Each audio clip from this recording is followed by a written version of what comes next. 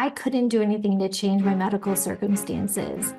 But what I saw is that God can radically change me. I was a new Christian, and what that experience did is it was like an intensive, like an intensive with the Lord, that before you go into the real world, before you like launch into adulthood, I'm going to take you through it. And a lot of times we don't want to go through it in the moment. I certainly didn't at all. But when we go through that trying and testing, that refining, God did something in me and strengthened me in ways that I couldn't have experienced otherwise. I couldn't have learned how to trust and rely on Him without that journey.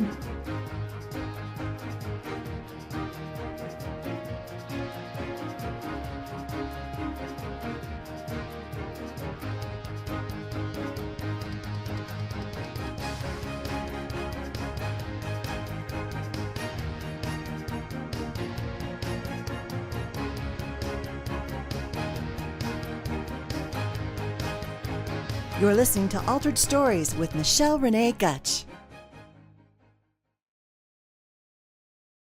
Hello, Altered Stories show listeners, and welcome to my Season 3, Episode 133, featuring my special guest, Becky Kiser, who is a referral from Front Gate Media.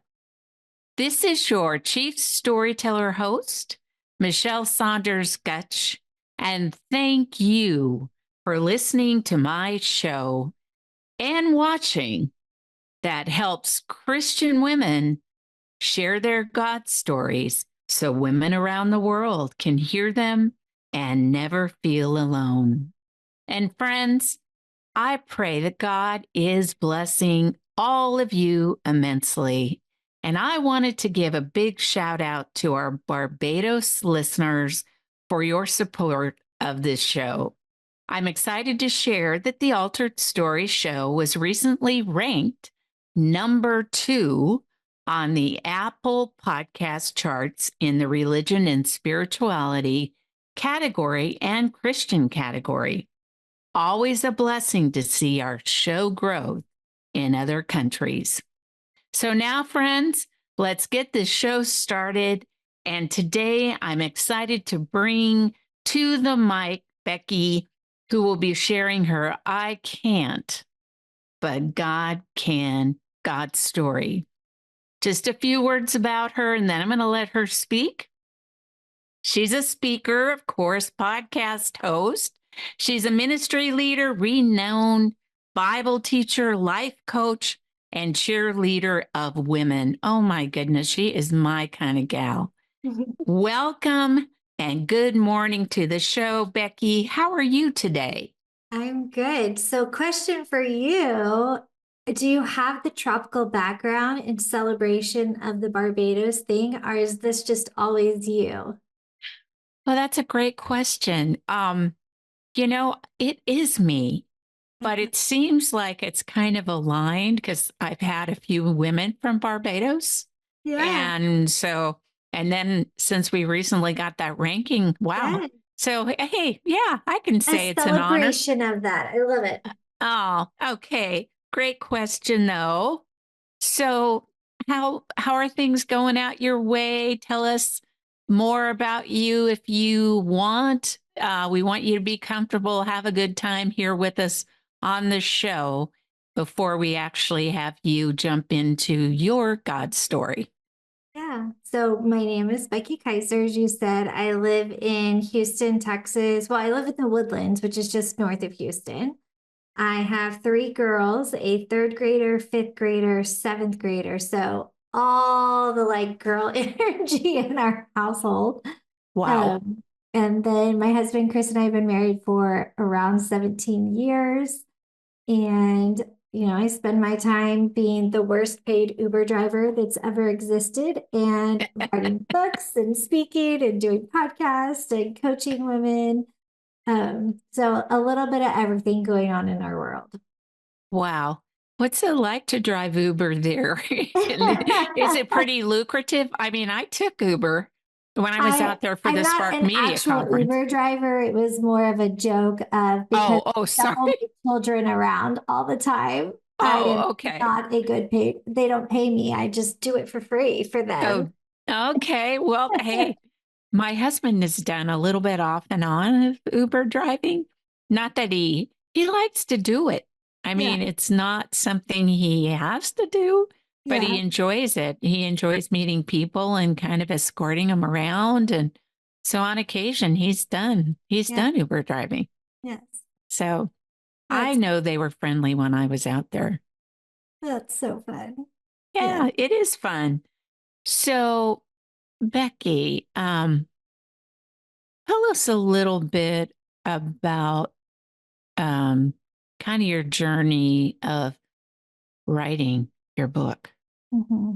Yeah, because I know your God story is going to align with it.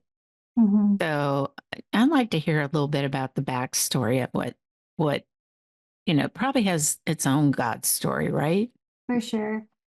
So the book's called But God Can, and it I think will have already been released by the time this podcast airs, because it comes out next week as we're recording.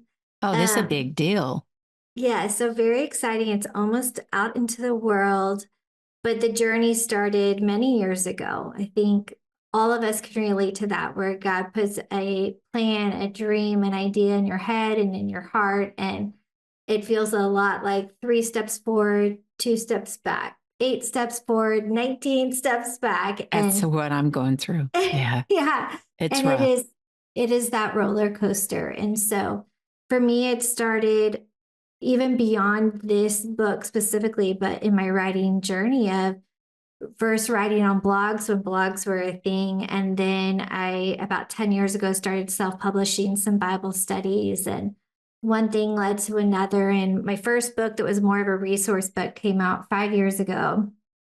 But then I didn't get another book deal and I didn't have an agent anymore. And I wasn't sure what I was supposed to do, but I had the idea for this book and I just knew I was supposed to write it. But I was so burned out by the process before. And we were going through a lot of things in our personal life with some church hurt. And Michelle, I I just kind see. of went into a shell and stayed in that space for probably a couple of years. And God Yeah, really pulled and called me out of that space and was like, this is a message you need to write. And I had to take you through that breaking season because the message about God can isn't just what was once dead can now be made alive, but it's even when things are bad, and God can still do something and not the miracle that we necessarily always want. Sometimes it doesn't go our way or how we dream. Um, and anyway, so that led me to writing this book from a really honest place of, but hmm God can, and also, what if He doesn't? And what does that look like for Him to still do it when marriages are still struggling, or diagnoses still come, or finances still hit, and all of that stuff? And so I was able to get a new agent and partnered with an amazing publisher. Um, and it has been the best experience, but still a Yay. roller coaster because then you get into the selling of things and having to market it and all of that. And that's a whole nother roller coaster on its own of just putting this out into the world. Yeah. Well, I'm so grateful that you're at that point of where you are now. Yeah. And I'm really elated that we can help collaborate with you as you now get to that place of release and our listeners can jump out and buy your book Mhm. and hear more. But let's get back to what we are talking about. Yeah. I do have this way of sometimes going here and there, but Yes. it's all part of the conversation. I love good Um, rabbit trails. uh-huh. So tell me, since you are a life coach and it sounds to me like you've been in women's ministry and various things, but why do you think women have a hard time telling their stories sometimes or being authentic in the body of Christ? Why do you think they're so guarded or fearful?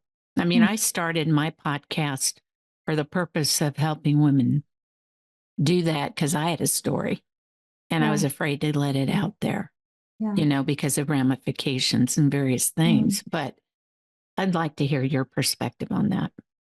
I think I'm so glad that you not just asked that, but that you've created a space for women to authentically share stories, because I do think you're right that within church culture, not every church, not every person, but not a prominent, a very common thing women feel within church and Christian circles is I'm not safe to fully share. I'm not safe to be myself. I'm not safe to um, share what maybe something I've experienced or something I'm thinking or something I'm feeling or my personality or my bent, because it's not accepted within church culture, whether that's a sin struggle you've had or personality dominance that you might have or a choice that may not line up with others.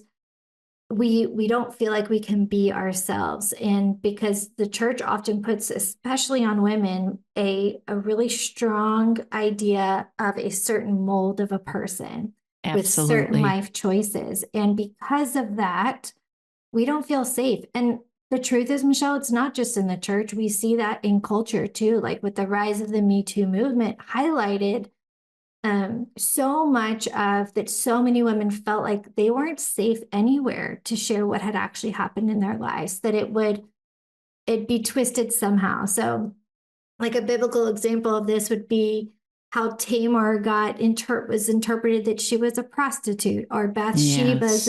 it's interpreted that she was tempting King David, like women, the woman at the well, that she was some horrible woman who had made terrible life choices. We have twisted women in their choices to be something they're not, and has made women hide who they actually are and then put up a facade they feel like they need to put forward to survive in church Mm-hmm. culture.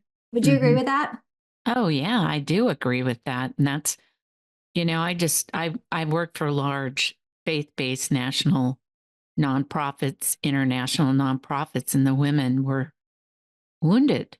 Mm-hmm. They're so wounded. And we started this Women of Vision, which is why, that kind of is where my vision of this ministry all came to fruition, um, where we were streaming and bringing women on for sharing inspiring stories Mm-hmm. of, hard things. And it really began to open and soften the heart of women, because they started feeling like they could relate, but it Yeah. was in a non-threatening way.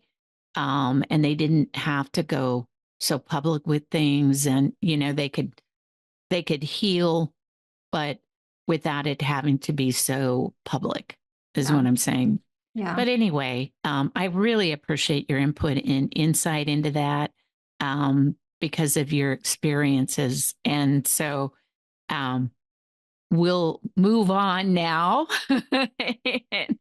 And of course, we have you here today because you're going to share with us your story around I can't, but God can. So, Becky, can you share that story, where it began and kind of what led you to where you are now?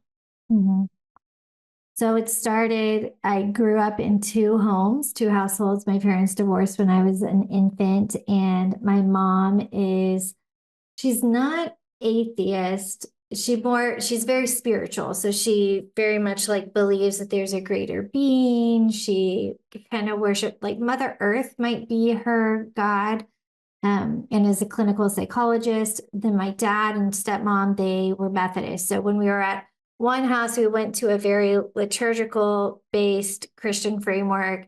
And then when we went to the other house, it was very spiritual and all of that. And so I kind of grew up in these two drastic households, and with that also wanted just a life of fun and freedom and all of that. And so got into all the typical teenage things, and also went through a lot of trials, having parents that were divorced and a lot of other family things that came up against me that I just don't share a lot of details about Yeah. publicly, but Yeah. a lot of struggles throughout growing up. And And in that, and being surrounded by Christians too, referencing like what we talked about earlier of there being this judgment or perception of, man, Becky's making some really bad life choices. So it was more of like from Christians, I got that like hands-off approach. Yeah, And like because they I wasn't, ostracize you. Mm-hmm. yeah, because I wasn't living the lifestyle that Christians should live. And I wasn't even proclaiming to be a Christian.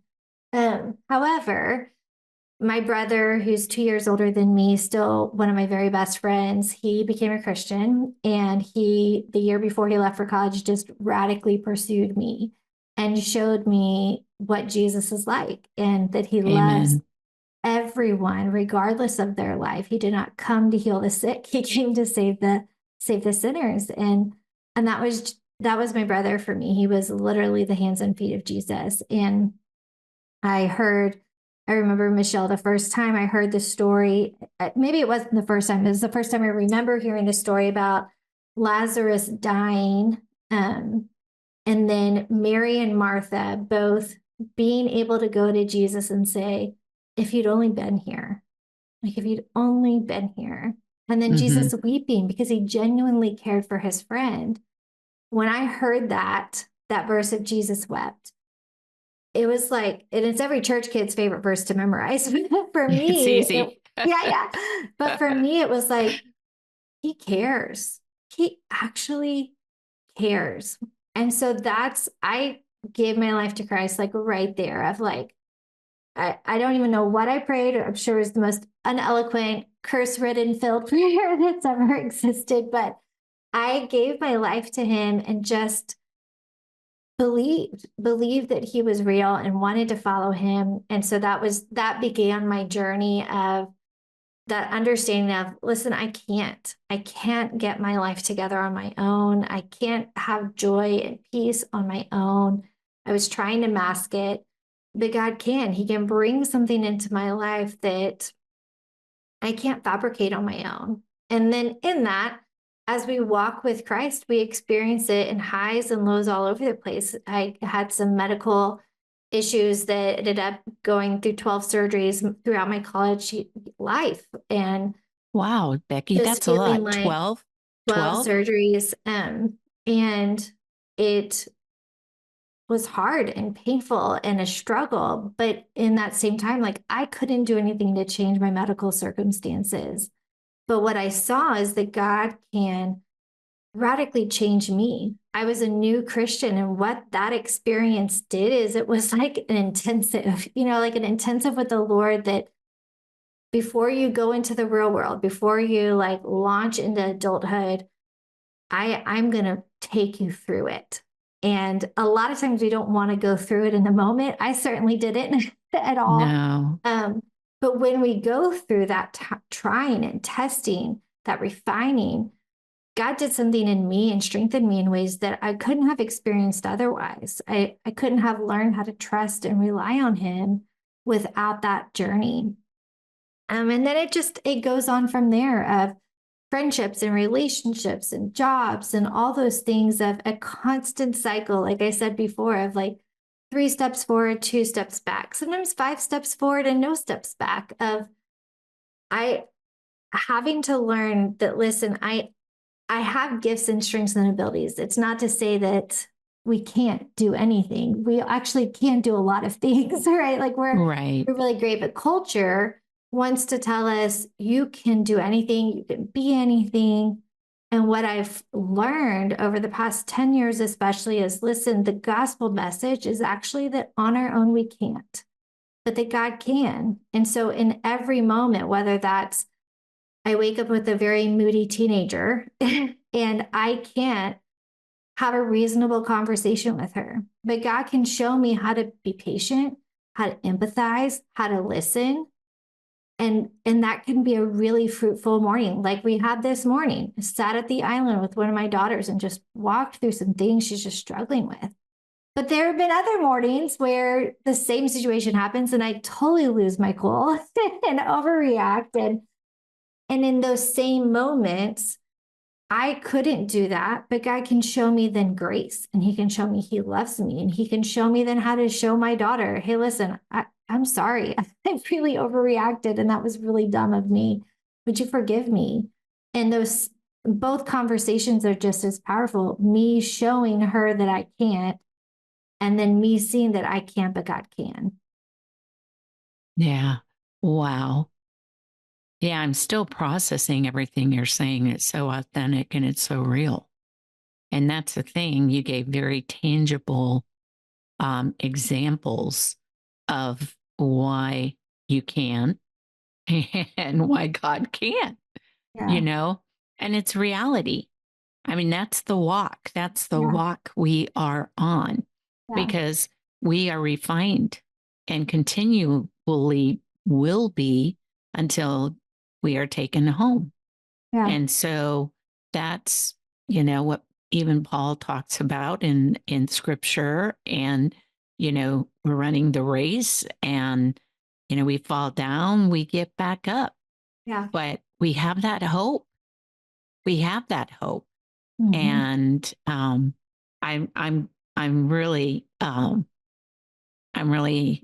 encouraged for the listeners too as they hear this, because so many people think that they have to be perfect and perform, and it's all Mm-hmm. as you have probably seen, performance based, you Yeah. know, in the faith journey for some, because of the legalistic ways that maybe people are brought up.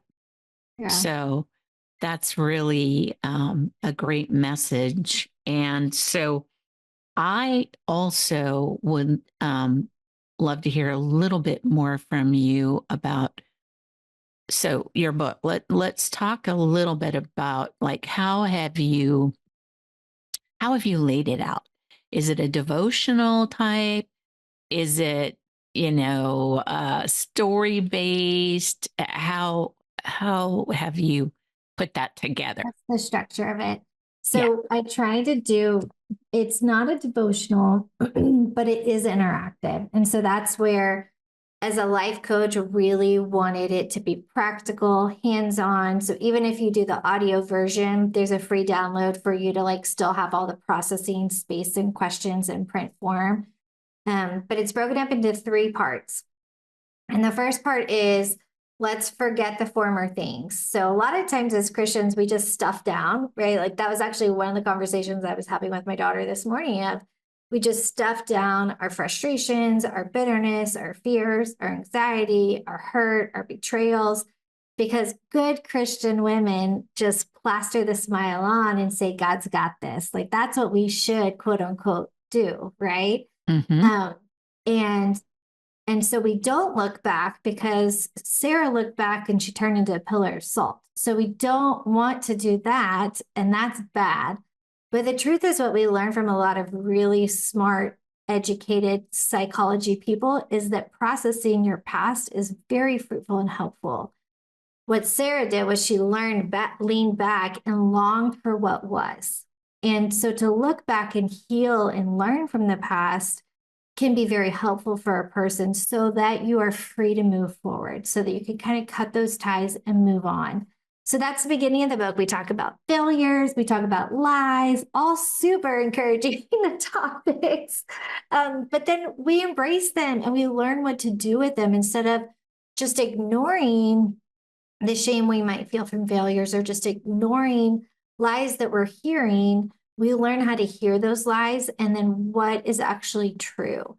And I help show women how to think differently. Like, how do you take every thought captive so that what you take in is actually true? And then we move forward. So there's a verse in Isaiah 43 that talks about don't look back. So then we stop looking back and it says, behold, I'm doing a new thing. I will make a way in the wilderness and rivers in the desert. And Michelle, like that was such a key verse for me of, we all can feel that way sometimes, that a wilderness is overgrown. We can't see where to go. We don't know what to do. We feel overwhelmed by all that's surrounding us.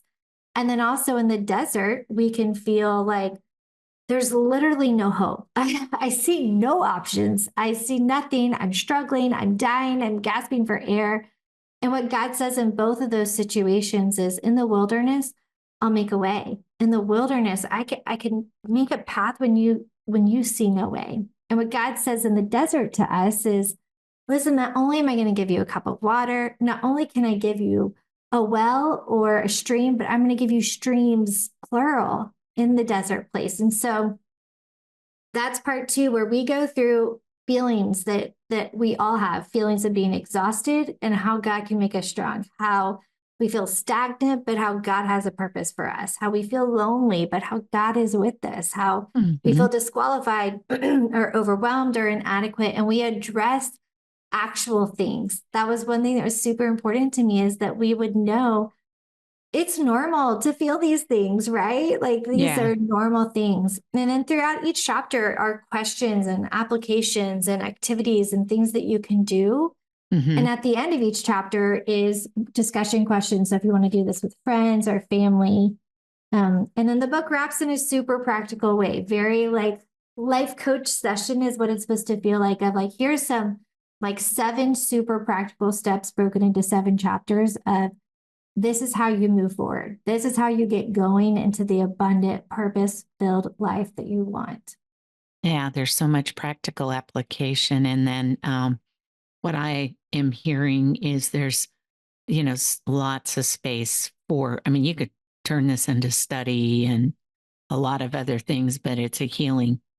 It's also a very healing book for women. Is it more for women than? Yes. Yeah. That's what I thought. Yeah. Okay.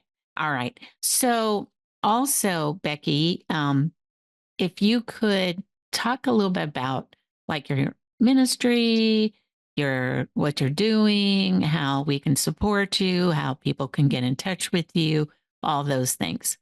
Yeah. So I do several things. Most of what I do is I hang out on social media. So that's a great place to connect on Instagram if you're on Instagram. And then I speak at churches and at women's events. So if your church ever has anything, I'd love to come and teach there or support you. I coach women one-on-one. So on my website, there's a wait list to sign up if somebody is like, I need help one-on-one for someone to coach me through some things I'm going through. I don't know what my gifts are, my purpose are. I have an idea and I just need, just like sometimes people need a personal trainer for their body to help just get them going. I do the same for people's lives. And then I also have a ministry called Online Women's Bible Study. And so it's an online platform, kind of like Netflix, but for Bible studies. And you just get to sit across from your favorite teachers and learn from them in your own space at your own pace. And so that's Online Women's Bible Study. And yeah, but the book is sold anywhere online. You buy books, or it will be on any of the audio options too, once after May 7th. Yeah, so those are kind of the places where people can connect. Okay.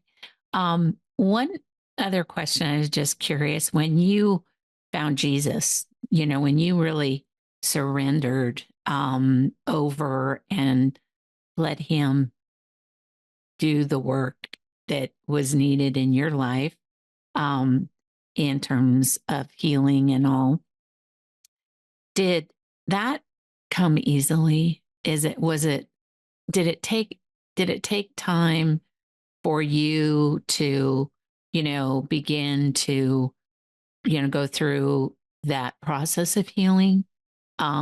Or did you find that,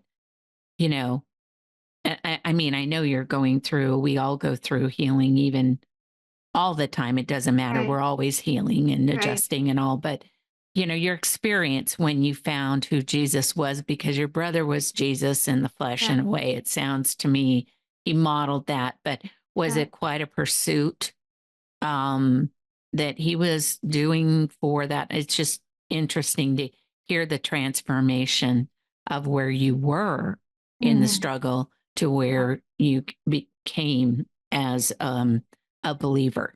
Yeah, it was definitely gradual as far as my trust in God. So I can remember it was my brother had gotten saved the summer before his senior year started, and he would invite me to like youth group stuff or stuff at the church, and I would always be like, not my vibe. But I started going with him eventually because he's my brother. I loved him, and I looked up to him so much. So there was this once a week Monday night Bible study that was a pretty large gathering with great worship and great teaching, um and I would go only because I loved my brother. But I mean, I would stand there and everybody has their hands raised. And I'm like, this is kind of kooky, but fine. And the pastor was funny. And, he did what most pastors do every sermon that I heard of that typical altar call, right? Like,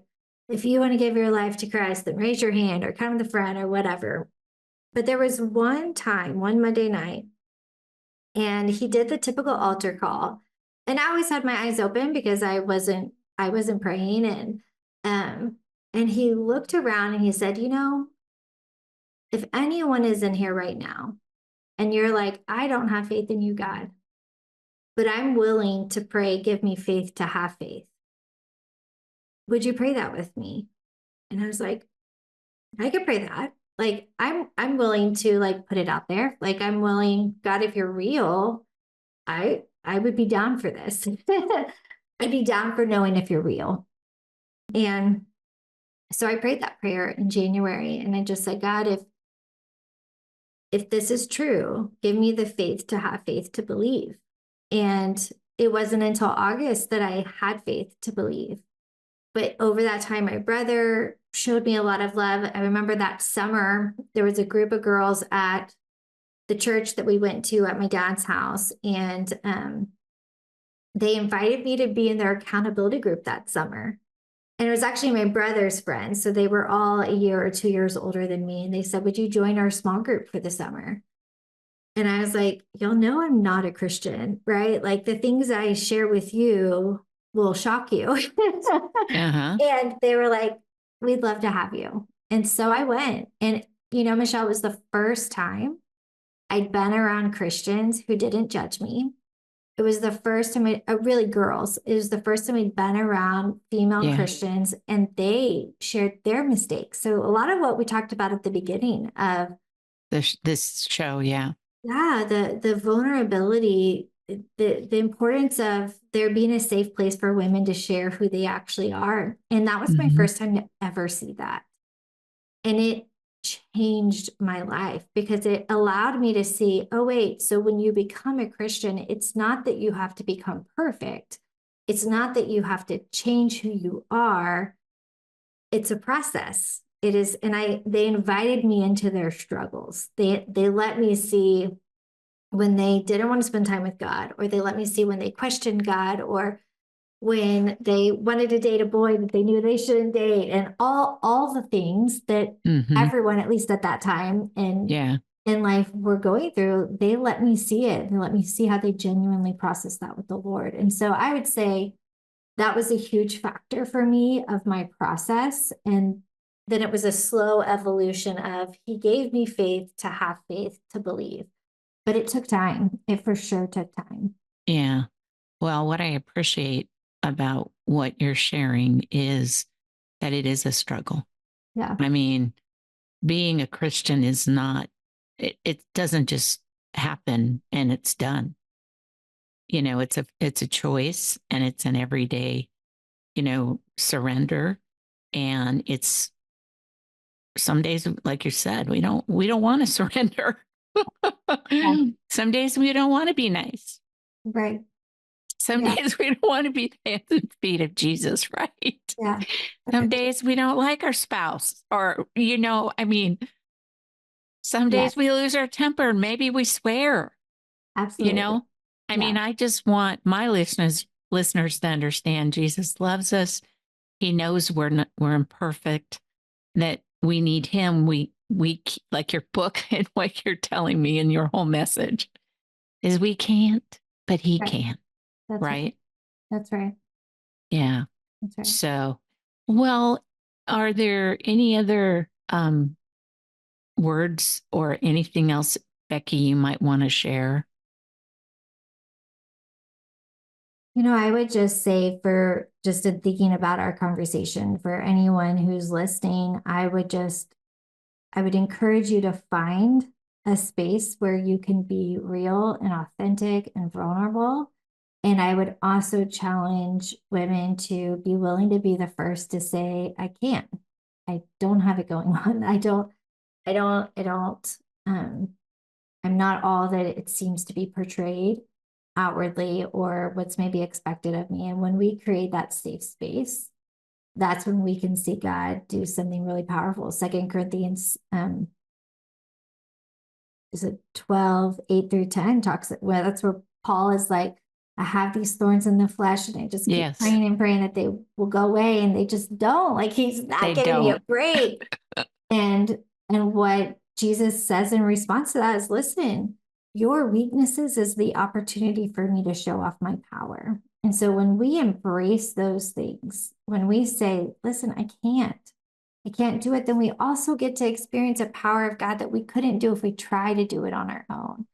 So that would be my biggest encouragement, of be willing to go first and be willing to embrace all the parts of your life that you feel like you have to hide, that you don't have to hide anymore. You can embrace it, your weaknesses then are opportunity. And it's not an excuse to stay an intentional weakness, but we can say, listen, God, I can't in this moment. And then you get to look up in obedience and faith and all the things and see God do what only he can do, what only he can do.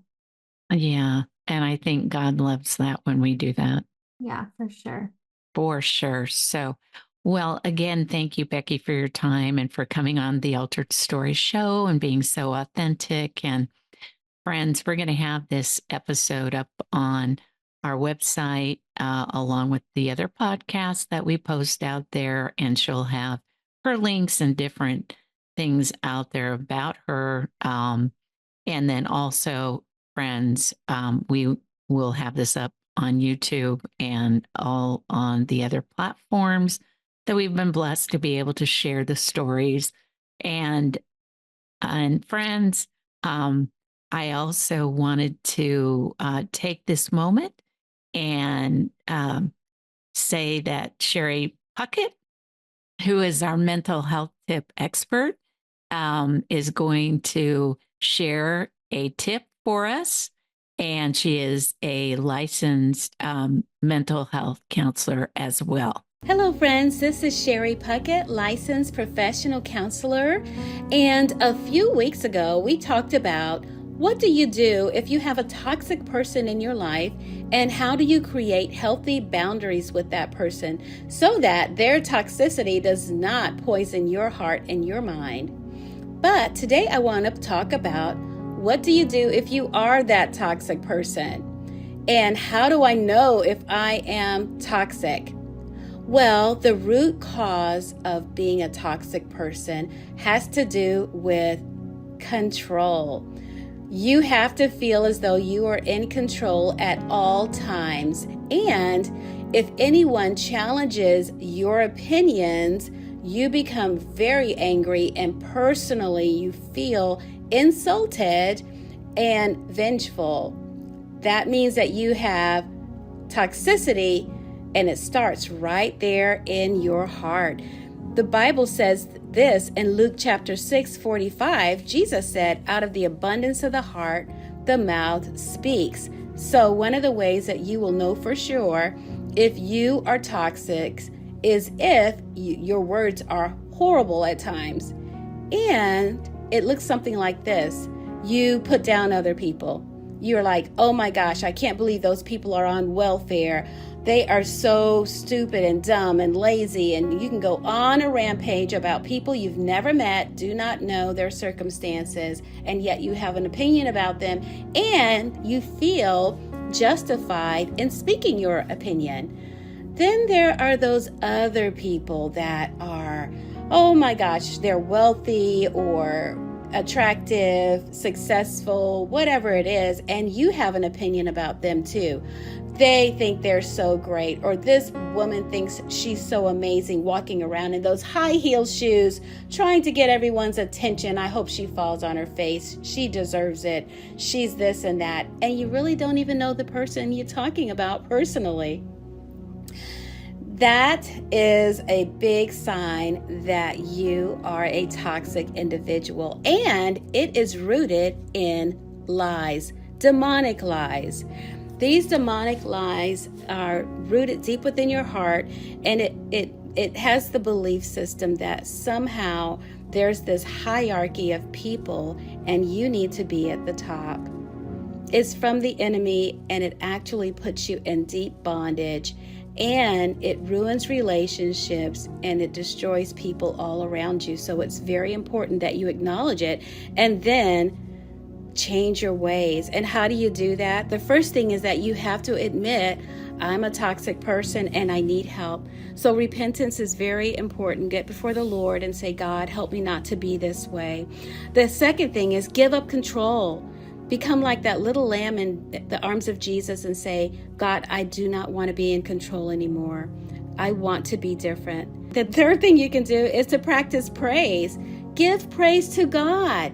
Genuine praise from your heart. Thank God for His goodness, for saving you, for your blessings. Focus on Jesus and give God praise. And then practice giving praise to others.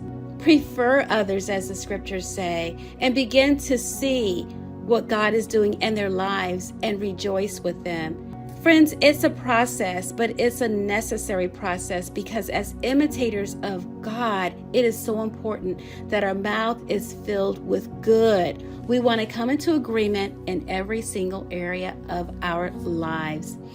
All right. Thank you for your time, and I will see you the next time. And until the next show, friends, be heard and be healed. Altered Stories Ministry is a faith-based, nonprofit, and women's evangelistic storytelling ministry. If you enjoyed listening to today's story, your family and friends would probably benefit from hearing how God works in the lives of women all over the world, too. So please, subscribe to our show and share the link to this podcast. Share it on your social media. We also welcome your valued feedback on our stories. Also, we'd appreciate your prayerful consideration in sponsoring one of our future God-glorifying stories, and welcome your tax-exempt financial donation. To find out more on how you can support our ministry, you can log on to our website at www.alteredstories.org.